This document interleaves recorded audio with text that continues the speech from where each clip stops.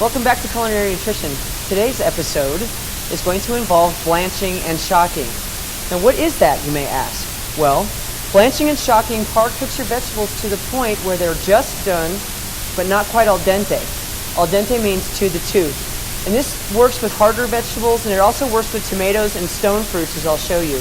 I've got some greens right here, some spinach. I've got some Kentucky wonder beans, some julienne carrots, some garlic that we're going to blanch, and some tomatoes that we're going to concasse. Now, the process of blanching is dropping vegetables into boiling water. I did not salt this water. You would salt it when you're cooking pasta, but I didn't salt it to do this, simply because I don't really think you need to. So what I'm going to do is I'm going to drop these beans in the water until you start to see a color change. And what that does is it starts the cooking process so that you can come back later and you can saute them in a little bit of olive oil or a little bit of canola oil, or some sesame oil is good with a little sesame seeds if you want to make it kind of Asian themed. And it allows you to be able to par cook them. See, now you've got a nice, brilliant color change right here. And we're going to drop that in this ice water. And what that does is it stops the cooking process immediately. So all these beans are cooked to right about the same consistency, which is al dente, a little less than al dente. Still got a nice crunch to them. So now, what I can do is I can take these vegetables and I can saute them with my olive oil, my salt, my pepper, my fresh herbs, whatever, and they're not going to overcook and get mushy. My big complaint about vegetables when you go out to eat is that the vegetables are always overcooked and swimming in too much oil. So, this will help you to not have to do that. So, take your blanched garlic right here, and I'm going to drop that in the water the same way that I did the beans, and I'm going to pull them out with this device right here that's called a spider strainer. So when you put the garlic in the water, you're doing this so that it takes kind of that acrid, really heavy garlicky flavor away. You still get a lot of the flavor, but it's not overpowering and overwhelming, and it won't leave you with garlic breath.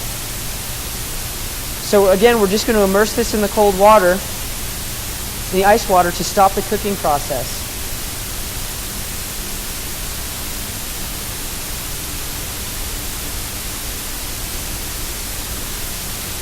And you just put it in there until it's cold.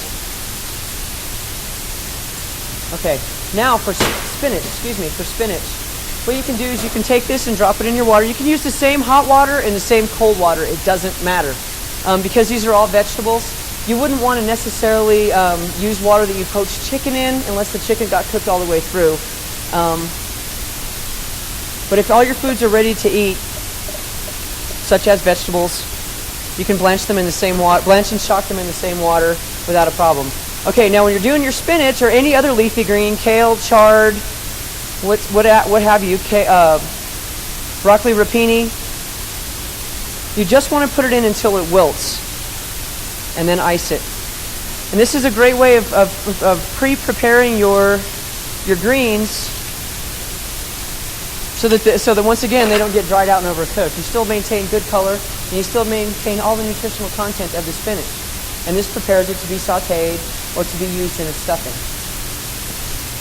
Now, the next step we're going to do is called a tomato concasse. You can do this with stone fruits during the summer if you're going to make like a peach pie or a nectarine pie.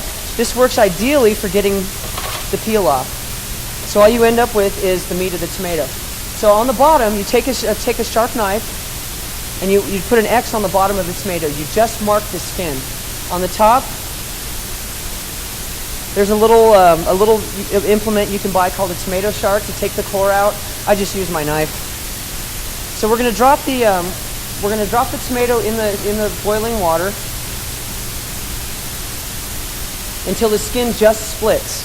And what this does is it allows you to peel the tomato and take out all the seeds and all the juice, so you end up with just the meat of the tomato, which ultimately is what you want anyway. Now, if you cannot get fresh vegetables, the next best thing would be IQF, which means individually quick frozen, and you can usually get those at your local health food store in the freezer section. If you can't get IQF, canned vegetables are better than nothing. But again, when you can vegetables, they're preserved with a whole lot of sodium and other things that you can't pronounce on the label, which probably means you don't want to put them in your mouth.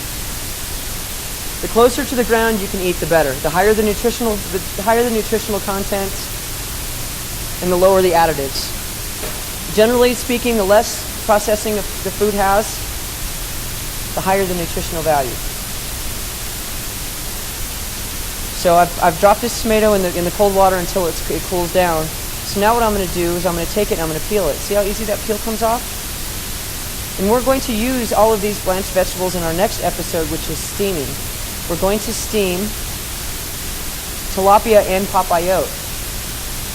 Okay, now, once you've got the peel off the tomato, take the tomato and cut it in half. Now, gently squeeze out all your juice and all your seeds, and then give it a good rinse in your ice water. And you've gotten all your seeds, all the juice out. And if you're going to make a tomato sauce, if you have an abundance of fresh tomatoes in your garden, this is a great way of preparing your tomatoes for tomato sauce or for canning for later use. So we end up with diced tomato. Okay, that's it for blanching and shocking. Be sure and come right back for tilapia and papayote.